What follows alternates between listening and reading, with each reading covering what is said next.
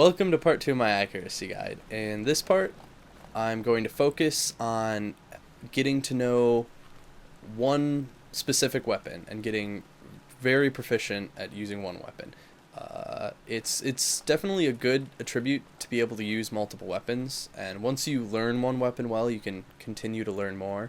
But it's very important if you want to get really accurate to stick with one gun for a while and to learn its ins and outs, to just know the reload time by heart, everything about it.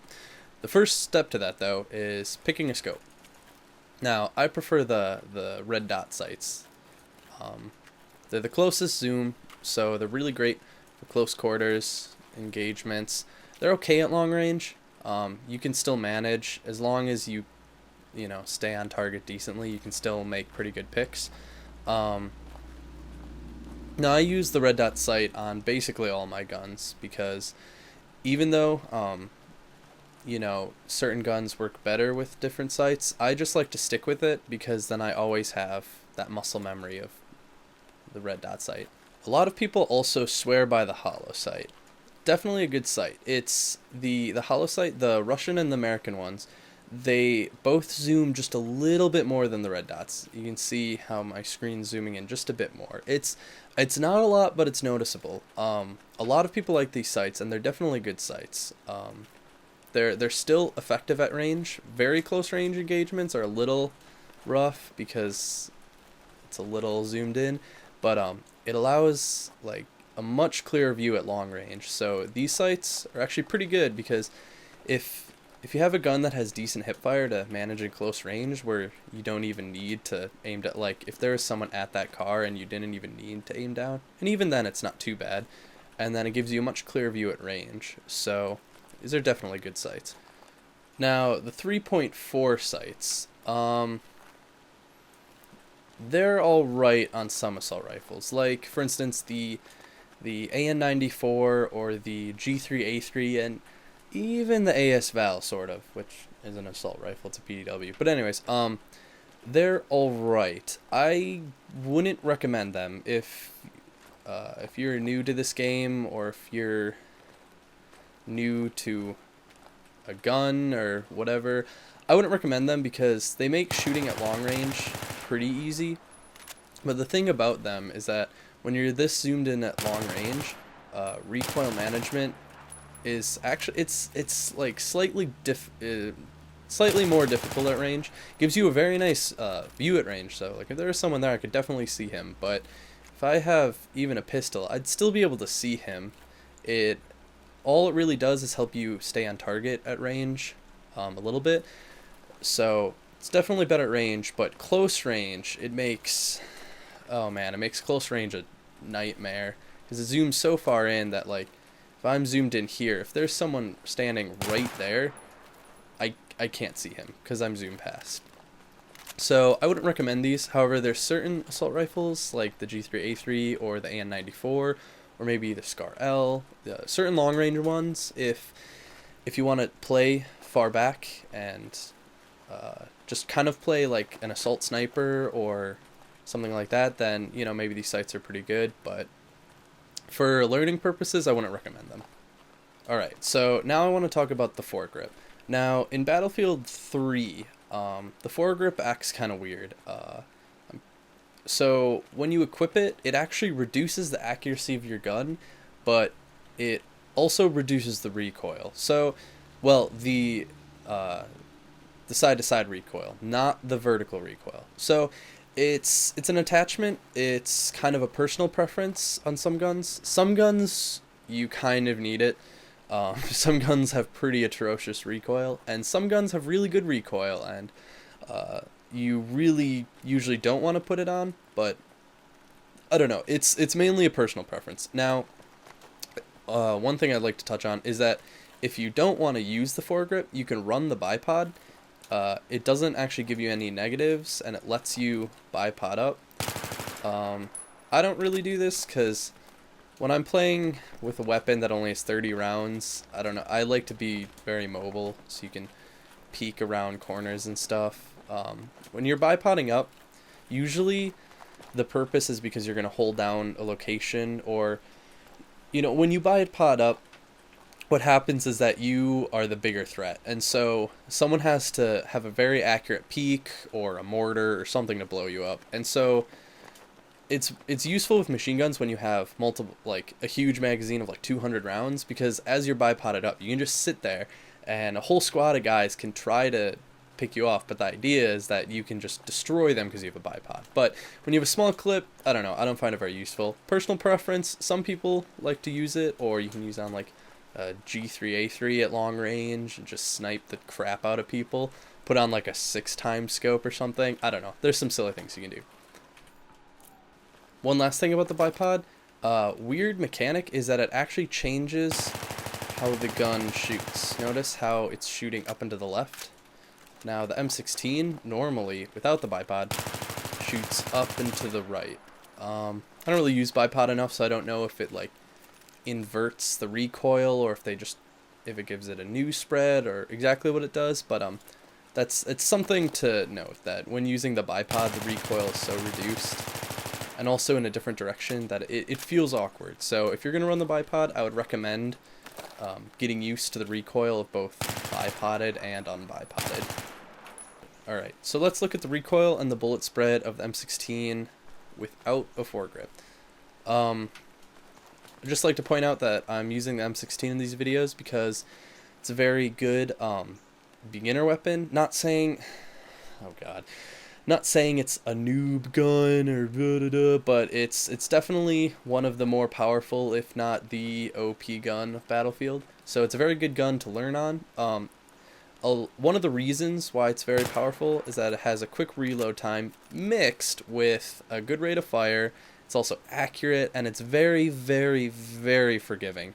Some guns, like the AS Val or the AN94, are not forgiving at all. Like, with those guns, if you miss, you're dead. Like, they're 0% forgiving. But the M16 gives you a lot of leeway. Since it's pretty accurate, if you can't get your burst perfect, or you're not completely accurate, it's very forgiving. So it's a good gun to learn on. It's a very solid gun, very powerful. A lot of people say OP.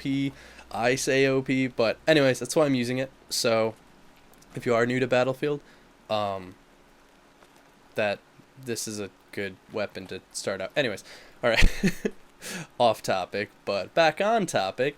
Let's look at the M16's spread accuracy stuff without foregrip. So it shoots up and to the right pretty far, but the thing to note is that it's a pretty straight line. Some guns, when you fire them, will have this curve. They'll like go up kind of straight, then curve, or it'll be really all over the place. When guns fire straight up, or in a straight line of any sort, to the right or left, you usually don't need a foregrip that much, because what the foregrip does is reduce the side-to-side recoil. Now, I mean, it's going pretty far to the right, but it's consistently going to the right, so you can counter in a consistent line, right? But some guns, when you fire them, I'm going to be faking this recoil, will like do something like a zigzag kind of deal, where they'll go up in a pretty kind of straight line, but they'll be swaying to the right and then the left, and then yeah. Those guns are usually the ones you want to use a foregrip. Sitting here waiting on a bullets, drinking coffee, cold coffee, and wasting bullets. Yeah.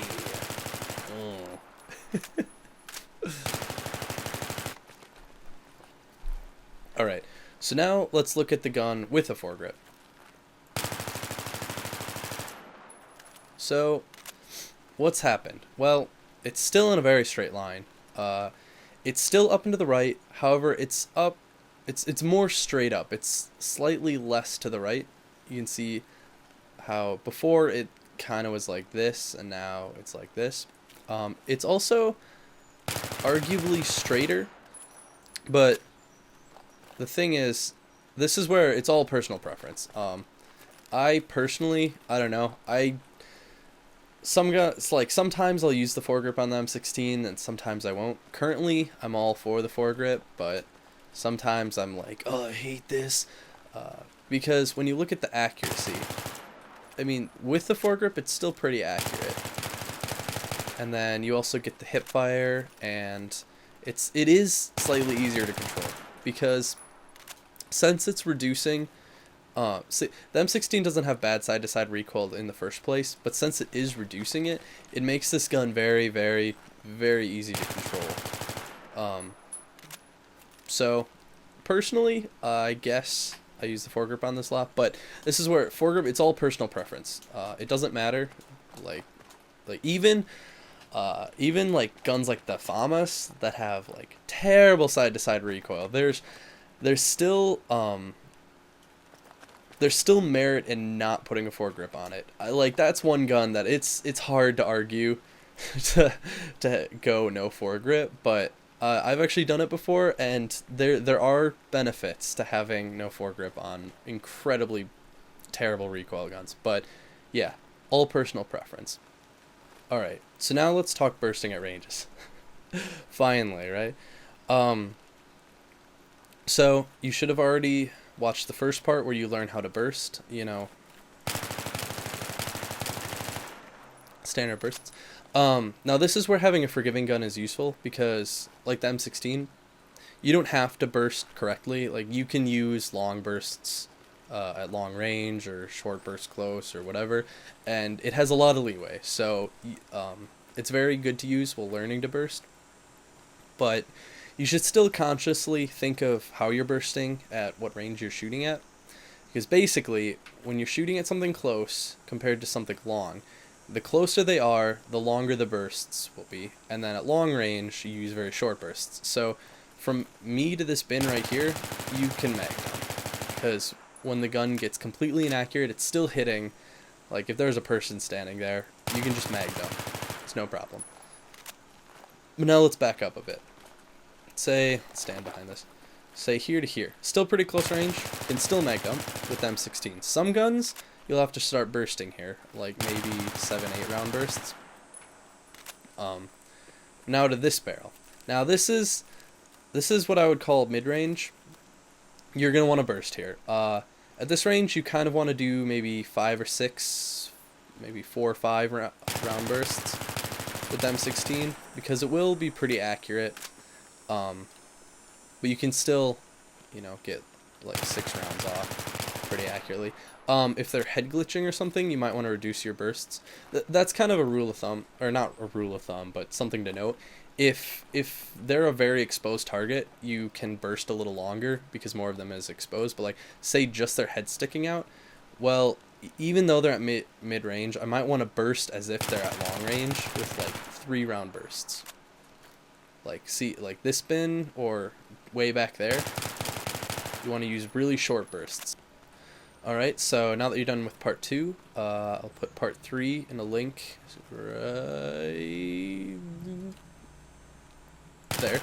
And it's funny because no matter where I look, it's going to be the same spot on the screen. You're like, oh, the link's flying. Yeah, so go there for my more advanced tips.